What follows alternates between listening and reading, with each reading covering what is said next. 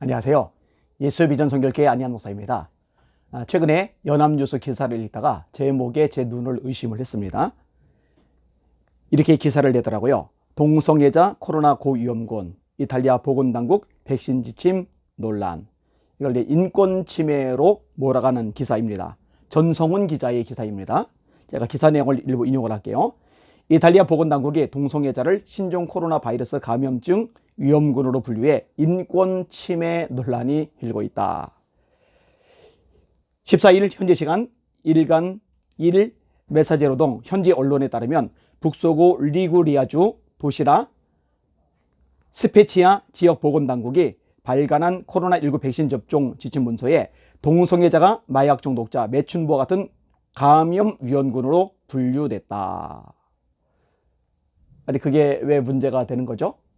고위험군이라 통계 자료를 가지고 고위험군이라고 분류를 하는 게 왜 문제가 되는 거죠? 다른 것들은 분류를 해도 괜찮은데 왜 동성애자들은 분류를 하면 문제가 되는 거죠? 자, 뒷문장 좀 더 읽어 드릴게요. 페루초 산사시의회 의장은 자신의 페이스북에 문서 내용을 공개하며 동성애와 코로나19 바이러스를 연결짓는 것은 완전한 오류라며 성적 지향을 이유로 차별받는 일이 없어야 한다고 비판했다. 이거는 성적 지향으로 차별받는 일이 아니죠. 실제로 고위험군이라고 발표를 하는 것은 객관적인 자료를 내는 거지 차별이 아닙니다. 다른 집단에서 나와도 역시 마찬가지죠. 그리고 동성애자들만 아니라 다른 대상들도 포함이 되세요. 30개로 분류가 되었다고 그러잖아요. 왜 유독 동성애자들만 언급하면 안 되는 거죠?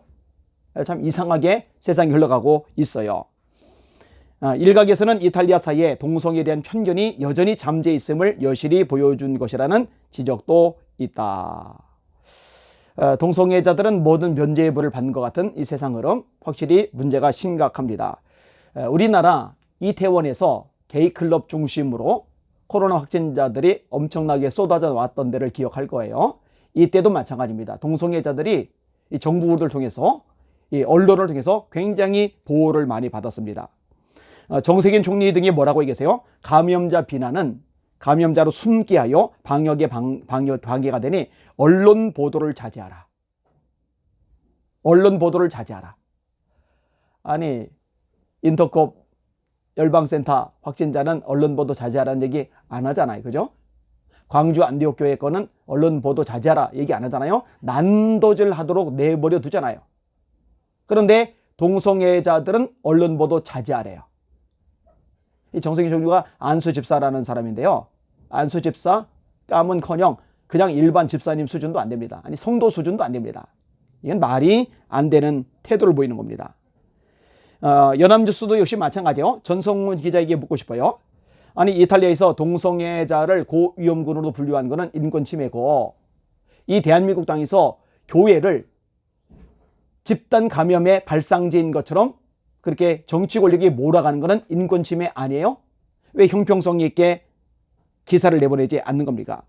교회 관련 감염이 났을 때 정세균 총리, 정은경 청장, 문재인 대통령, 박원순 전 시장 살아있을 때 이재명 지사 등이 얼마나 떠들어댑니까?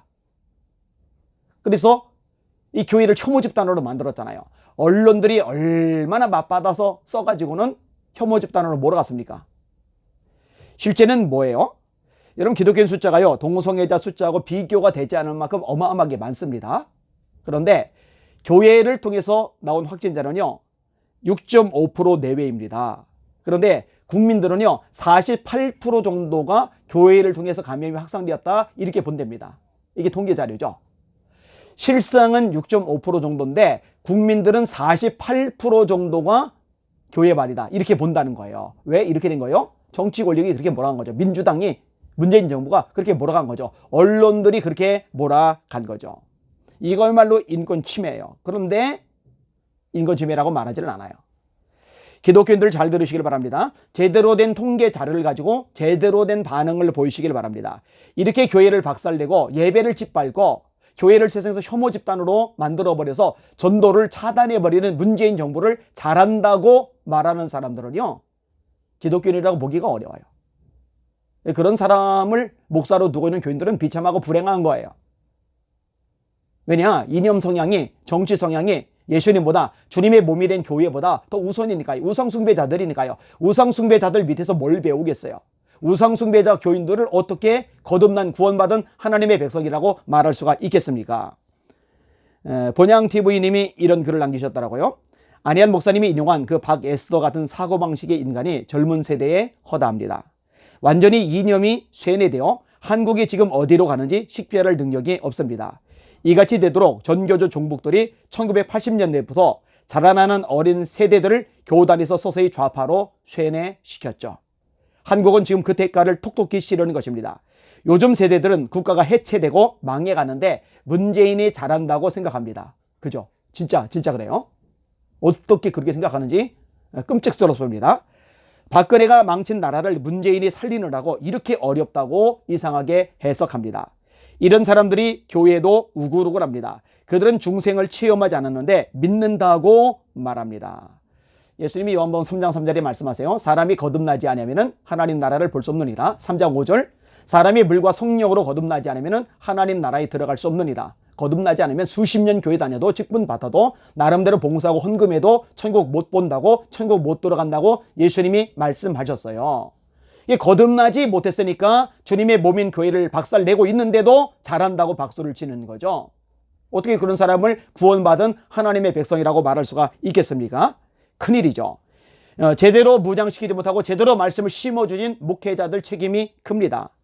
지금도요. 정치 권력 눈치 보느라고, 언론들 눈치 보느라고, 교인들 중에 좌파 교인들 있잖아요. 그들 눈치 보느라고, 그들이 공격할까봐, 비난할까봐, 그들이 반기를 넣을까봐 제대로 말하지 못하고 몸 죽이는, 숨 죽이는 그런 목회자들 있어요. 그 하나님 앞에 섰을 때 어떻게 책임을 물을 겁니까? 아마 책망 단단히 받을 겁니다. 대가를 톡톡히 치러야 될 겁니다. 손해를 보더라도, 피해를 받더라도, 비난을 당하더라도, 공격을 받더라도 하나님의 말씀을 있는 그대로 가르치고, 기독교와 공산주의는 같이 갈 수 없다. 기독교의 뿌리는 성경이지만 이 공산주의 뿌리는 유물론이다. 물질이 만물의 근원이다. 물질에서 정신도 나온다고 본다. 절대로 같이 갈 수 없다. 라고 가르쳐야만 합니다. 그래야 하나님 앞에 섰을 때 그래도 뭔가 할 말이 남아 있게 될 겁니다. 이제라도 좀 정신을 차려주시기를 바랍니다. 그리고 권력 가진 사람들, 더불어민주당, 그 다음에 문재인 정부 사람들 잘 들으세요. 주님의 몸된 교회를 핍박하고 예배를 짓밟고 나서 멀쩡하리라고 생각하지 마세요. 당신들 분명히 대가를 치르게 될 겁니다. 심판받게 될 겁니다. 하나님 살아계십니다. 당신들이 믿든 믿지 않든 인정하지 않든 하나님은 전능자이시고 만왕의 왕이시고 만주의 주이시며 역사, 만물, 세상, 그 다음에 대한민국의 진짜 주인이십니다. 그 하나님이 반드시 당신들 다루실 겁니다. 심판받게 될 겁니다. 여기에 하수인 노릇하는 언론들도 마찬가지입니다. 톡톡히 대가를 치를 날이 오게 될 겁니다.